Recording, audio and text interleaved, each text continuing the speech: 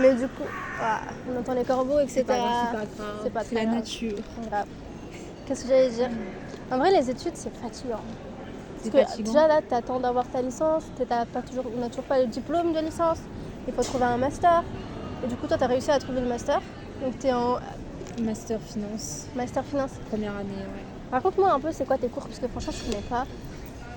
Je suis en philo, moi, ça n'a absolument rien à voir avec la finance, mais rien à voir. Bah écoute, nous, je suis dans un cursus. Oh les corbeaux, ils veulent pas que je parle. Moi, je suis dans un cursus où on est mélangé avec 2 spécialités, donc finance de marché et finance d'entreprise.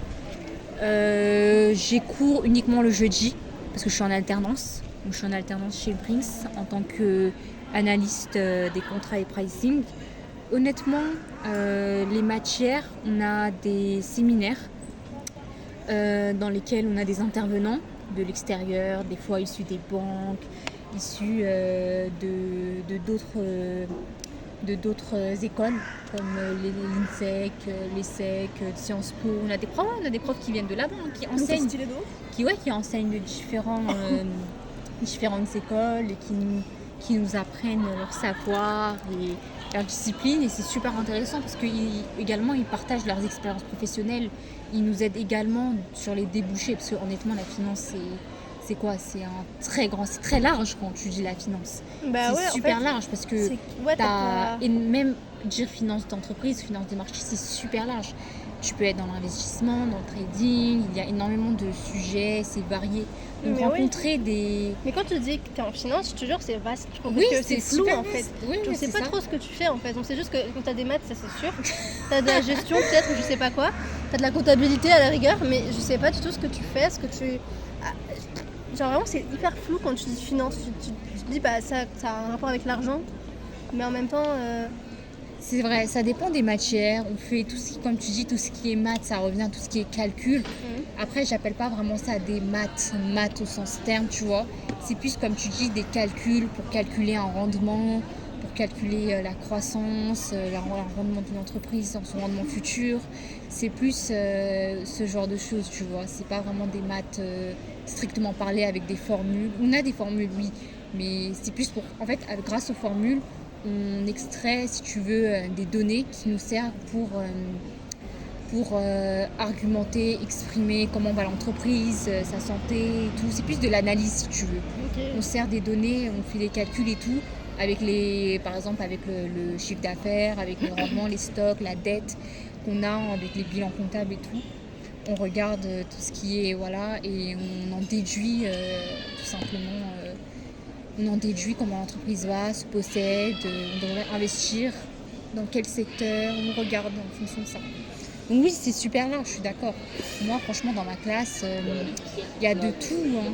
Il y en a qui travaillent en banque, il y en a qui travaillent en entreprise, en assurance, en commission. Vraiment, c'est très très varié. On va pas se mentir, c'est extrêmement varié. C'est vrai que pour un master, c'est assez varié, mais je trouve que c'est bien parce que finalement, tu peux faire plusieurs choses avec ce diplôme, tu vois. Et comme tu le disais, que c'est compliqué, oui, certes, mais finalement, c'est de l'investissement. Ce qu'on fait actuellement, les 5 années, voire les 8 années pour tout ce qui est doctorat, etc. en plus. Tu peux faire un doctorat ? C'est pas prévu. Non, mais c'est possible avec la finance ? En vrai, c'est pas très connu, mais pourquoi pas ? C'est possible. De faire en fait c'est de la recherche un doctorat. Ah ouais, oui. C'est de la recherche, mais après en finance c'est vrai que c'est bizarre. Honnêtement, je suis pas très calée sur la matière. C'est vrai que c'est plus connu que dans les laboratoires, plus dans les sciences et tout. Moi je dirais que c'est plus après un master, faudrait travailler directement, avoir de l'expérience. Ouais, c'est mieux. C'est mieux, je pense. À mon avis, c'est mieux. Même dans le monde de la finance, je pense que quand tu commences à travailler, ils vont te dire mais il faut que vous ayez de l'expérience un petit peu. Exactement. D'où l'alternance chez PPA que je fais. Forcément, moi, je considère que l'alternance, c'est primordial dans la poursuite d'études, surtout si vous voulez continuer dans des entreprises ou quoi. Je suis d'accord. Parce qu'un minimum, aujourd'hui, les recruteurs, ils voient vos CV, ils voient des travails en boulangerie, travaillent très bien, c'est des bonnes expériences, mais ils veulent de l'expérience concrète. Et demander ça à la sortie d'un diplôme, bac plus 5 ou bac plus 3, c'est super compliqué. Mais tu sais qu'en plus, genre, c'est tellement vrai parce que Imaginons, moi, je veux devenir prof. Moi, je suis en philosophie, ok. J'ai fait des trucs, tu vois. J'ai travaillé en boulangerie, j'ai travaillé au McDo, j'ai fait des prospectus, j'ai fait des petits travails par-ci par-là. J'ai failli travailler dans les champs, enfin voilà. Ouais, c'est bien, c'est l'expérience variée. Mais je veux dire, c'est qu'il y a rien qui me rapproche de la philosophie en soi, tu vois. Donc en fait, j'aurais dû faire des stages parce que nous, on a la possibilité à Sorbonne Université de faire des stages si on veut en option. Mais j'ai toujours eu peur de faire ça parce que je me suis dit, si je fais un stage, qui va me dire que je vais trouver le stage, où je vais le faire, quand je vais le faire. En fait, ça a l'air tellement compliqué, flou, toute cette idée de stage, que je me suis dit, j'ai pas envie de m'encombrer en fait d'un truc aussi insupportable que de trouver un stage. C'est comme une alternance, c'est dur de trouver une alternance. Exactement. Mais est-ce que tu sais qu'aux États-Unis, plutôt que ton CV et tes expériences, ils regardent comment tu es en tant que personne. Est-ce que tu savais ? Non. Ils analysent plutôt que tes expériences professionnelles ou tes qualités, tes compétences. Ils regardent plutôt les soft skills. Genre, ils regardent vraiment ta personnalité, comment tu es. Tu es une personne chaleureuse, souriante. Ouais. C'est vraiment toi. Est-ce que tu es hype en fonction du poste, bien évidemment. Si tu travailles en rapport avec la clientèle, par exemple, regarde à quel point tu es sociable. Même si tu n'as pas d'expérience. En gros, c'est l'apparence principalement, quoi. Parce que par exemple, en France, c'est plutôt les compétences qui sont demandées. Oui. Mais du coup, si t'es pas une personne hyper sociable, c'est pas très grave, même s'ils vont beaucoup te juger. En France, il y a beaucoup ce truc de jugement où en mode, même si, imagine, par exemple, en finance, t'as pas besoin d'être sociable parce que t'es pas forcément. Dans le sens où t'es pas avec des clients tout le temps. Ça dépend des secteurs. Hein. Ah ouais. En banque, il y a les chargés d'affaires professionnels. Ça demande énormément de. Ouais, c'est vrai. Dans tous les cas, en fait, on a besoin de parler. C'est très dur d'être insociable dans une entreprise, hein, parce que même avec tes collègues, tu dois t'ouvrir, tu dois parler. Si tu parais trop insociable et vraiment trop sur ton côté, on va te le reprocher. Ouais. Donc il faut un minimum avoir. C'est très dur d'être introverti dans la société aujourd'hui. C'est super compliqué. Ce que je disais du coup par rapport au stage, c'est que là, en gros, j'ai envie de demander une fac là où le semestre 1 et peut-être le semestre 2, j'en sais rien, on est obligé de faire un stage. D'accord. Et du coup, je me dis, mais en vrai, c'est génial parce que quand on est obligé de le faire, je vais pas me dire est-ce que je le fais, est-ce que je le fais pas, ça m'a l'air compliqué. Je suis obligée de le faire. Et du coup, ça va forcément me créer dans mon CV un truc où ils vont dire ah, mais elle a déjà fait un stage dans un lycée ou je sais pas quoi, tu vois.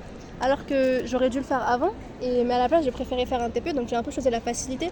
Parce que je me suis dit, faire un devoir et écrire 10 pages sur une question philosophique, c'est mieux que de galérer pendant 3 mois à trouver un stage, à trouver une école qui voudra de moi, à trouver le temps pour pouvoir le faire. Parce que tu vas pas faire le stage pendant mes vacances. Puisque eux, ils sont en vacances aussi quasiment, les lycéens. Et surtout quand c'est pas obligatoire, bah forcément, c'est pas ta priorité. Bah ouais. C'est ça. Donc ça fait chier en fait. Et puis t'es même pas sûr d'avoir une bonne note. Comment tu sais même pas comment t'es noté, enfin c'est compliqué. Du coup, j'ai pas voulu le faire. Et en fait, là, je me dis j'aurais dû parce que j'ai pas d'expérience en fait dans le monde, vraiment dans le monde académique, on va dire. Dans ce que tu veux vraiment faire. C'est ça. Et en plus de ça, ce que j'ai envie de faire, en fait, je sais pas comment expliquer, mais j'ai l'impression que tout ce qu'on fait, c'est compliqué. Mais genre en finance, à partir du moment où tu as ton alternance et du coup tu as un milieu qui déjà, t'as une expérience, tu vois. Eux, ils veulent de toi, dans l'entreprise où tu es actuellement. Si tu veux continuer après, peut-être qu'ils vont te reprendre. Oui, en CDI forcément ou en CDD. Ouais, c'est ça. Alors que quand tu es en philosophie, il faut que tu réussisses le CAPES, il faut que tu réussisses la Greg. T'es pas sûr de réussir parce qu'il faut énormément de travail, il faut que tu connaisses tous les livres, il faut que tu aies lu tous les livres, il faut que tu aies une certaine intelligence philosophique, on va dire, il faut que tu aies une capacité philosophique particulière, il faut que tu sois capable d'avoir de l'expérience avec pas les enfants parce que c'est pas des enfants, mais avec autrui. Il faut que tes cours soient intéressants, il faut que la manière dont tu expliques les cours soit intéressante, il faut que ton projet professionnel, ton projet, genre ton mémoire, ta thèse soit intéressante, il faut qu'elle mène quelque part, tu vois. Parce que moi, j'ai vu beaucoup ça n'a rien à voir, mais genre des fois tu fais des thèses et puis tu te rends compte qu'en fait, il y a quelqu'un qui a écrit la même chose, ou quelqu'un qui a écrit un truc genre opposé, enfin je sais pas comment dire, mais genre un truc qui conteste ce que tu es en train d'écrire. C'est tellement chiant. Et moi, je me suis mis comment dire, une sorte de défi en fait, c'est d'écrire une thèse, un mémoire ou une thèse sur un truc en arabe. Le mec, il a jamais été traduit de sa vie. Donc, ça veut dire que ce serait à moi de le traduire déjà en arabe. Alors que mon arabe, il est claqué. Donc, non, je me mets des défis de bêtes comme ça là. Donc, mais c'est bien. Non, c'est super intéressant. C'est super. Parce que c'est un des seuls qui parle de la phénoménologie en philosophie. Et donc, c'est un philosophe arabe qui différencie la phénoménologie arabe de la phénoménologie européenne. Parce qu'en fait, je crois qu'il a étudié en France, il me semble. En tout cas, il a étudié Husserl, il a étudié Heidegger, il a étudié tout ça. Et je me suis dit, mais il a étudié peut-être Lévinas aussi. Et je me dis, mais en vrai, ce serait hyper intéressant de pouvoir étudier cet auteur, de pouvoir étudier ce qu'il a écrit. et de pouvoir faire tout un mémoire dessus, d'abord traduire tout son texte, donc juste la traduction. Le livre il coûte 500 balles déjà, il est que en arabe et le livre il est énorme. Il faudrait traduire ça en arabe alors que c'est sur un des sujets les plus difficiles. Déjà juste en français tu comprends pas, là il faudrait traduire de l'arabe au français. Enfin je me suis mis un truc hyper compliqué et des fois il y a des moments où je me dis j'ai pas les compétences tu vois. Et je sais pas si toi tu as forcément ressenti ça à des moments où tu te dis t'as pas les compétences en finance ou dans je sais pas c'est quoi les cours vraiment difficiles que vous avez en finance mais tu te dis mais je sais même pas si je vais réussir ma vie parce que je sais même pas si j'ai les compétences par rapport aux autres genre de réussir Ça, c'est vraiment quelque chose qu'on n'en parle pas assez. Mais nous, par exemple, moi, tu vois, je suis en première année de master en finance. Et dans ma classe, on vient tous d'un parcours complètement différent. Moi, j'ai fait également de la finance un petit peu. Mais c'était plus de la finance un peu plus publique et tout ce qui est plus comptabilité, puisque je viens d'une filière d'éco-gestion et avant du droit. Ouais, donc ça n'avait rien à voir. Forcément, le droit, c'est un peu utile partout. Pour la rédaction, par exemple, ça m'a beaucoup aidé. Ouais. Mais pour tout ce qui est plus maths, comptabilité, heureusement que j'avais également des cours en licence, parce que sinon sans ça, je ne me serais pas vraiment sortie. Mais également, en fait, quand je vois des personnes également qui sont vraiment vives, qui comprennent vite, c'est sûr que tu te dis ah c'est compliqué, y a une différence. Ça c'est sûr, on n'a pas tous le même parcours scolaire et ce qui en fait les difficultés, mais je trouve que c'est bien également de se challenger, comme tu dis. Je trouve que c'est bien et qu'il faut un peu se surmener quand même un petit peu pour se démarquer et il faut faire l'effort un minimum. Ouais. Mais en parlant de charge de travail, c'est vrai que c'est assez compliqué. Il y a des périodes, même hors partiel, hors révision de partiel ou quoi, où c'est super compliqué, parce que comme tu sais, moi je suis en alternance, donc je travaille comme si c'était... je suis salariée en fait, c'est le statut d'alternant finalement. Et en fait, des fois, on a tellement de dossiers à rendre, de petites interros par-ci, par-là, en plusieurs matières. J'ai notamment, comme tu disais, toi tu as des concours, moi j'ai des certifications à passer, notamment l'autorité des marchés, l'AMF forcément que je dois passer également, on a des e-learning, c'est vraiment un parcours assez complet, franchement qui propose PPA, ce qui est une bonne chose, hein. Ça nous permet vraiment de nous instruire sur plusieurs choses, que ce soit en langue, les certifications, pareil, je trouve ça bien en fait que nous, si tu vois, l'AMF c'est obligatoire, sinon on n'a pas... C'est l'autorité des marchés. En gros, c'est une certification. D'accord. Donc, on a besoin en finance pour accéder à certains postes. Donc, voilà, c'est plus finance de marché. T'es obligé d'avoir en fait. Oui, voilà. Et en fait, des fois, tu as des écoles qui ne le proposent pas, tu vois, ou c'est pas obligatoire. Chez nous, pour avoir le diplôme RNCP, c'est un diplôme qui nous est fourni à la fin de notre master. On est obligé d'avoir l'AMF ainsi que le TOEIC. Tu vois, l'anglais pour... t'as vu ça, c'est vrai que j'entends tout. Enfin, est-ce qu'il y avait ça dans notre génération quand nous on était au lycée? Parce que tout le monde en ce moment, genre tous les lycéens, ils sont en train de dire qu'ils doivent passer le TOEIC.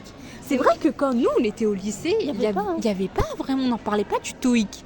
En tout cas, moi je me souviens. Il y avait Erasmus et tout, tu vois, mais il y avait pas mais le TOEIC. C'est au lycée ou c'est à la fac? En fait, peu importe, c'est juste également une certification qui te confirme un niveau B2. Ah, en anglais? Oui, en anglais. C'est Cambridge un peu genre? Ou ça n'a rien à voir? Comme qui? Cambridge. Tu connais pas Cambridge? C'est la même chose. Enfin, c'est une certification également. En anglais, Oui, voilà, en anglais pour valider ton niveau. Ouais. Voilà. C'est exactement, c'est comme ça. Et c'est pour B2? C'est ça. Okay. Pour valider un niveau B2 à peu près, c'est un test de compréhension orale et écrite. C'est noté sur 900 points et nous on doit avoir 750 points minimum pour valider. Voilà. Et ok, en vrai ça va. Oui, et tu vois ça, cette certification, on est obligé de la passer là pendant ces 2 années, donc soit cette année, soit l'année prochaine, obligé de l'avoir, sinon on n'a pas notre diplôme RNCP, on a juste le master finance quoi. Ok, tu l'as pas fait cette année, du coup tu le feras l'année prochaine? C'est ça, normalement je devais m'inscrire mais je suis assez en retard là, en ce moment, donc plutôt l'année prochaine, mais début l'année prochaine. Genre septembre, etc. Si je trouve des dates, oui. Mais c'est vrai que je voulais bien le passer en juin, mais là le mois de juin je le sens assez... C'est la fin d'année, tu sais, c'est ça, moi je viens de commencer le 3e semestre et franchement, on a déjà des dossiers, juste le fait que un 3e semestre, moi ça me perturbe. Parce que nous on a que 2 ans, j'ai jamais vu 3 semestres. Enfin c'est même pas semestre, du coup c'est trimestre, mais genre 3 trimestres à la fac. Enfin des trimestres à la fac. Ils appellent ça semestre, donc oui. Mais pourquoi ils appellent ça un semestre? Franchement, j'ai pas demandé. Okay. Mais oui, c'est vrai que c'est intéressant, mais au moins je trouve que ça rapporte un cours complet. Ouais, c'est sûr que là t'as plus de temps, etc. Mais en même temps t'as encore beaucoup plus de travail, donc t'es encore plus fatigué parce que t'as beaucoup moins de vacances que nous. Nous on a fini en mai, donc ça dépend des facs évidemment, mais on a fini en mai. Et là, c'est la période où on a les masters, les résultats des masters. Moi, personnellement, je vais devoir partir de Paris, donc il va falloir que je trouve un logement étudiant.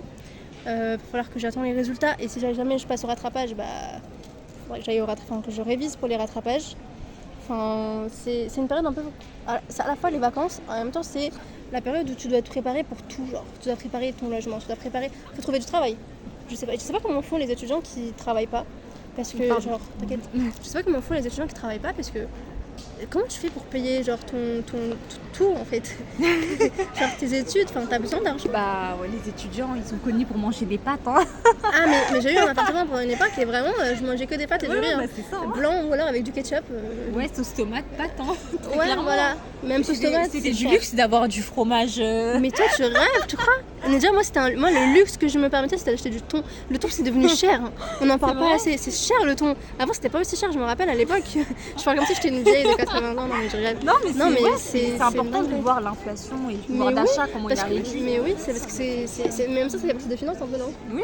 C'est une dingue. Ouais, je pense qu'on devrait tous faire un petit peu de finance dans notre vie. Ouais, mais tu sais que c'est super important, même pour la culture générale ou quoi, c'est super important, je trouve. C'est essentiel de même connaître ses droits, connaître un minimum. Mais oui, c'est super important et on le fait pas du tout. Mais tu sais que l'autre jour, tu me parlais que tu voulais faire de l'investissement immobilier par crédit. Tu me parlais de ça. Mais oui. Tu connaissais pas, donc tu m'as demandé. Et c'est super, je trouve ça intéressant. Mais je m'en attends parce que je sais que moi, j'ai jamais eu de cours de finance, tu vois. Et je me dis, mais j'ai besoin de l'avis de quelqu'un qui a fait un peu de finance dans sa vie au moins et qui fait de la finance là actuellement parce que c'est ce que tu veux faire après plus tard. Et je me dis, mais en fait, j'aimerais trop faire des investissements, mais je sais pas comment faire, je sais pas où faire, je sais pas.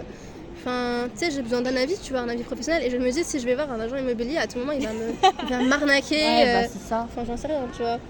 C'est comme les médecins quand ils t'expliquent pas assez. Ils te disent, ah oui, vous devez faire une opération, mais ils te disent pas pourquoi. Et t'es là en mode, mais du coup, voilà quoi. On en était où déjà? Je ne sais plus. On parle, on oublie de quoi on parlait. Il me semble qu'on parlait du coup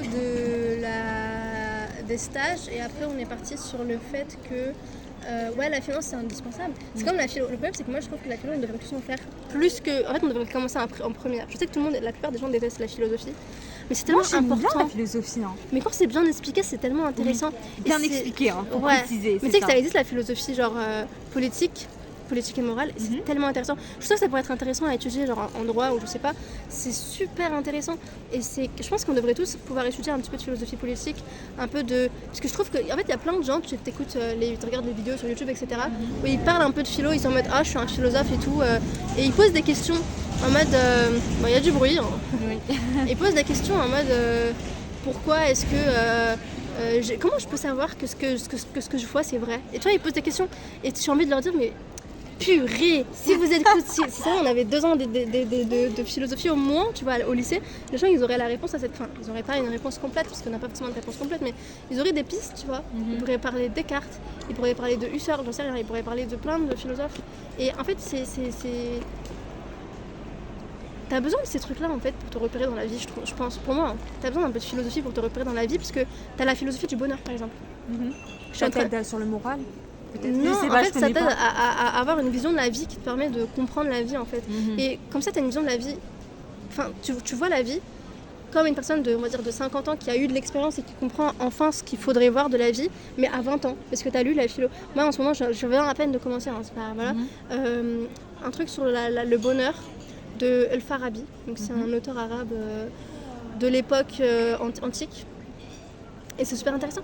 Et genre, même quand tu lis Thomas d'Aquin par exemple, tu as une vision de la vie qui est différente de celle que les jeunes ont aujourd'hui. Et tu dis, ok, c'est ça la vision de la vie que j'ai envie d'avoir. Tu dis, c'est ça qui me permet d'avancer, qui me donne un peu, entre guillemets, une raison d'être là. Et qui te pose la question, est-ce que j'ai besoin d'avoir une raison d'être là? Est-ce que je peux pas juste exister tranquillement? Mais tu sais, c'est super intéressant parce que j'ai l'impression que ça te rend mature. Oui, en fait. Ça rend mature, c'est ça? Ouais, j'ai l'impression que tu as plus un regard général et extérieur sur la société aussi, sur le monde. Ouais, parce que tu lis, et c'est dommage parce que les gens ils ont arrêté un peu ça, ils sont juste en train de scroller sur les réseaux sociaux. Non, mais c'est une vérité. Ils sont juste en train de scroller. TikTok. Vraiment, TikTok. Enfin, moi j'ai supprimé TikTok à partir de l'époque du Covid, avant le confinement. Au confinement, je me suis dit non, faut plus. Parce qu'en fait, ça aspire ton âme. Oui, ça aspire. C'est le scroll. Quand tu scrolles. Et tu sais qu'ils ont créé un nouveau truc là, ils ont créé un nouveau truc où genre tu poses ton téléphone devant toi et t'as une télécommande, et non, t'as une bague, et en fait, avec la bague, tu scrolles genre en distanciel. Donc ça, t'as plus besoin de faire le mouvement avec ton doigt. C'est une dinguerie, la flemmardise de l'individu. Ah, oui, on est devenus des flemmards, mais à un point inimaginable. Mais de toute façon, sur un téléphone aujourd'hui, qu'est-ce que nous sommes? En fait, le problème, c'est que ça dépend comment tu utilises l'objet, l'outil qui est dans tes mains. Parce que dans tous les cas, c'est un très moyen d'information. Hein. Le téléphone, ça remplace les journaux, ça remplace les news, ça remplace énormément de choses. Tout est dématérialisé aujourd'hui. Mais oui. Mais c'est super utile. Les réseaux sociaux, c'est autre sujet. En fait, le truc, c'est que l'être humain, on te donne on te donne l'outil internet, et eux, ils en font, ils ont créé du porno, ils ont créé des réseaux sociaux, et après ils créent des gens qui dansent, et nous on les regarde danser parce qu'on adore le divertissement. Et plus on continue, et plus on kiffe voir des gens faire quelque chose, et tu te dis, ils sont en train de vivre la vie que j'aimerais vivre. Et ensuite, c'est là où il y a les haters qui reviennent critiquer chaque chose, chaque mouvement de chaque influenceur, et en plus personne. Les gens ils révèlent leur vrai visage, ils sont en mode mais j'ai le droit. En fait là je suis pas en face de la personne. Donc si j'ai envie de lui cracher dessus, c'est facile. C'est ça, alors que si t'es dans la vraie vie, tu craches sur quelqu'un, il va te mettre un gros point dans la gueule en fait. Tu vas baisser la tête. Dans tous les cas, tu n'es pas pareil avec ton téléphone. Derrière, t'es bien caché derrière ton écran qu'en face de la personne. En face de la personne, tu vas faire une photo, mettre sur les réseaux sociaux, mais derrière, avec un autre compte fake, tu vas aller cracher dessus, tout simplement. Ça. Et c'est bien dommage parce que maintenant, les gens ils s'intéressent plus à la philo ou ce genre de choses, ils pensent que c'est un peu un truc ennuyeux. Et c'est comme les maths. Tu vois, moi j'ai toujours critiqué les maths. Parce que je déteste vraiment, je suis trop nulle, mais je suis vraiment bête. Mais je suis vraiment. D'ailleurs, c'est pas bien de dire que je suis bête, c'est pas bien envers moi-même. Mais bon, bref. Mais après, c'est super important. Nous, en philo, on a un truc qui s'appelle la logique. Donc en fait, je pourrais même pas t'expliquer tellement j'étais nulle, genre. Mais en faisant simple, en gros, t'as des prémices, donc t'as des phrases, on va dire. Et nous, on va faire en sorte un peu de calculer les prémices. C'est-à-dire qu'on va voir si une prémisse est vraie ou fausse en fonction de la logique de la phrase. Et donc en fait, chaque mot de la phrase, on va lui donner un signe, un peu comme des maths, tu vois.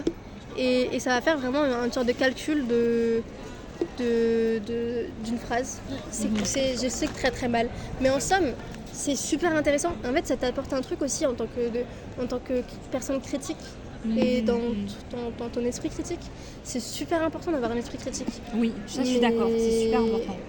En fait on a perdu ce truc là et je trouve ça va tellement triste.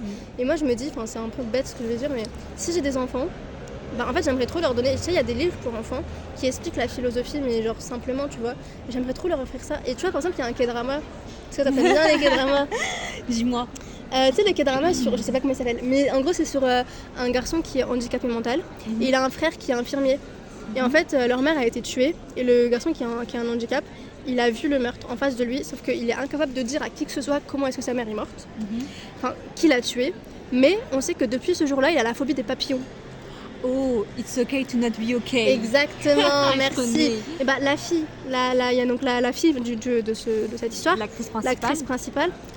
Dans l'histoire, elle fait des œuvres pour enfants, des contes pour enfants, ouais. Et j'adore ce qu'elle écrit. Et en fait, ils l'ont fait en vrai. Genre ils ont sorti les vrais livres. J'ai lu. Il y avait une histoire où elle disait qu'il y avait une mère. Ça parlait d'une mère et d'un enfant. Donc j'imagine que c'était elle ou illustré d'un autre enfant. Et la mère, elle lui disait « Oh, tu es belle, ma fille, je vais te coiffer tes cheveux. » Et elle l'a coiffée, sa mère. Et jamais elle se coiffait toute seule, la fille. Tous les jours, c'est la mère qui l'a coiffée. Et la fille lui dit « Maman, j'ai faim, donne-moi à manger. » Et la mère, elle disait « Non, laisse, c'est moi qui vais te donner à manger. » Et en fait, la fille, elle ne faisait rien. Elle était juste assise et elle ne faisait rien. C'était un enfant, bien sûr. C'était une caricature, donc c'était un enfant de 4 ans ou quelque chose comme ça. Et en fait, elle a rien fait. Et à un moment, la fille n'a plus eu de bras. C'était un peu l'expression. C'était l'expression, en gros, de montrer qu'elle pouvait plus rien faire. Et puis à un moment, sa mère a dit que j'ai plus besoin de toi. Et il me semble qu'elle s'est noyée ou quelque chose comme ça. Ouais. Et la morale de l'histoire, c'était que finalement, il fallait. En fait, il faut laisser les enfants découvrir par eux-mêmes. Il faut savoir agir par soi-même et pas attendre d'autrui qu'ils fassent tout pour soi. Il faut les laisser la réflexion et faire les choses soi-même. Il faut laisser un peu cette liberté à l'enfant. et pas uniquement faire tout à leur place, décider à leur place. Donc j'ai trouvé ça très intéressant.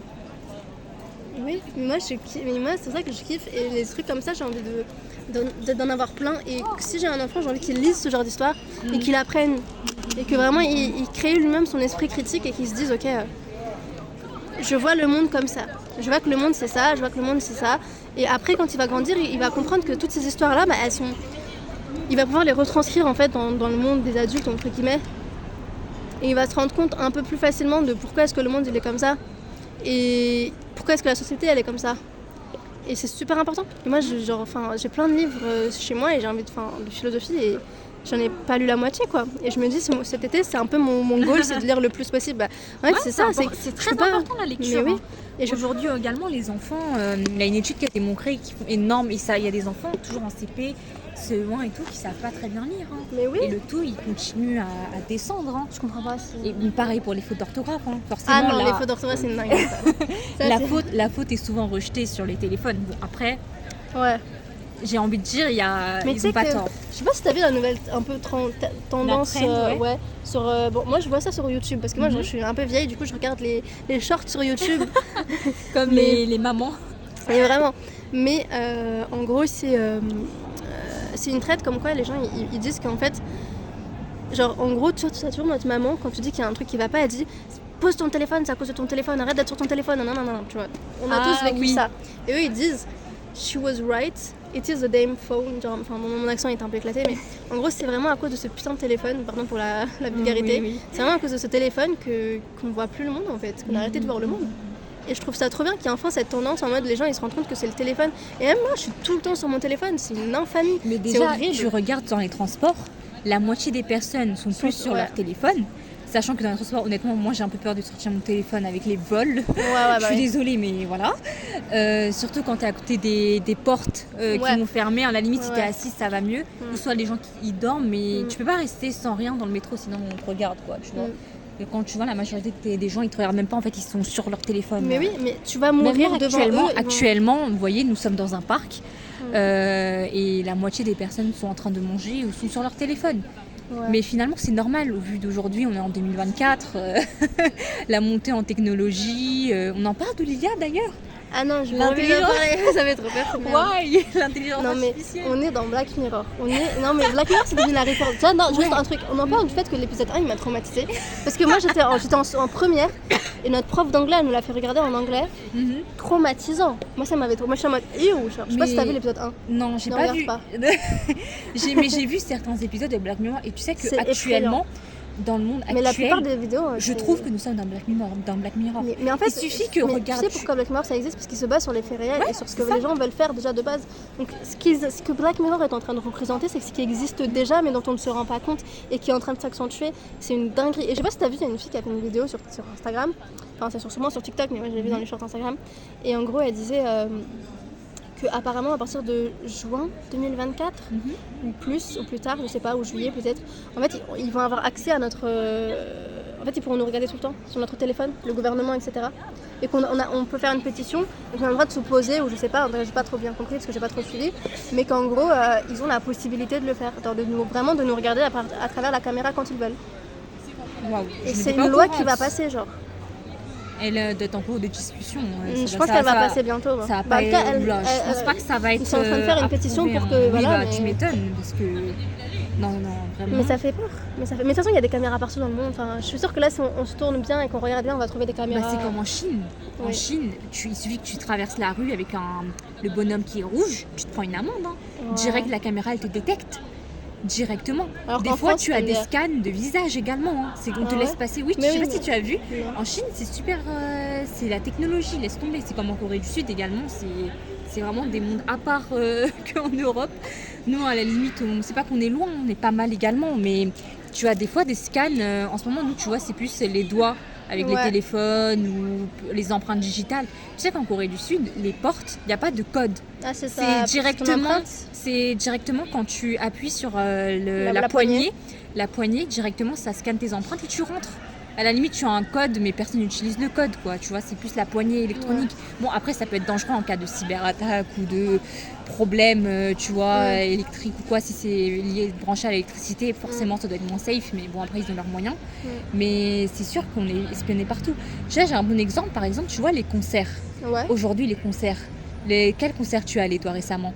Billie Eilish. Billie Eilish, voilà. Est-ce que tu as remarqué que tout le monde était sur leur téléphone? Mais oui, c'est une dinguerie. Mais oui, attends, Mais oui. et du coup, moi j'ai remarqué quelque chose, c'est que moi honnêtement je vais pas très souvent à des concerts, mais je suis allée à un concert en 2015-2016. Ah oui, BTS. Non, c'est pas ça. Ah, pardon. Je sais plus c'était qui, mais en fait c'était même pas un concert spécial, c'était plus un festival et tout. Et en fait les gens ils se sont vraiment amusés, il y avait plusieurs artistes et vraiment ils se sont plus amusés, il n'y avait pas vraiment de téléphone. Et là en 2024, dernièrement il y avait un concert, je suis pas allée, j'ai juste vu des TikTok. De Taylor Swift. Oui, Taylor Swift, et il y en avait un autre. Même il y avait des activités bénévolat à proposer. Tu es allé au concert gratuitement si tu participais à un bénévolat. Non, je vois pas ce que c'est. C'était il y a pas très longtemps. Je ne sais plus l'artiste, mais je connais des copines qui y sont allées. Ah, c'est trop bien. Ouais, et du coup, tu as ta place de concert gratuite si tu participes à un bénévolat. Ah, mais en plus, c'est vraiment important de faire du bénévolat. Oui, c'est très important d'en faire. Et du coup, j'ai remarqué quand les gens se filmaient également les autres, tout le monde était sur leur téléphone. Et limite, des fois, tu as des artistes qui disent c'est bon, je veux plus de téléphone, quoi. Parce que clairement, tu imagines, tu te mets à la place des chanteurs, des artistes, ils voient que tes téléphones. Donc c'est vraiment Black Mirror. Très clairement. Même pour regarder quelque chose, on regarde à travers notre téléphone et pas avec nos yeux. Tu sais que c'est vraiment effrayant. Moi, vraiment, le moment où je me suis plus sentie vraiment entourée de téléphone, c'était au mariage de mon frère. Quand je suis passée un peu... J'étais même pas la mariée, je suis la sœur du marié.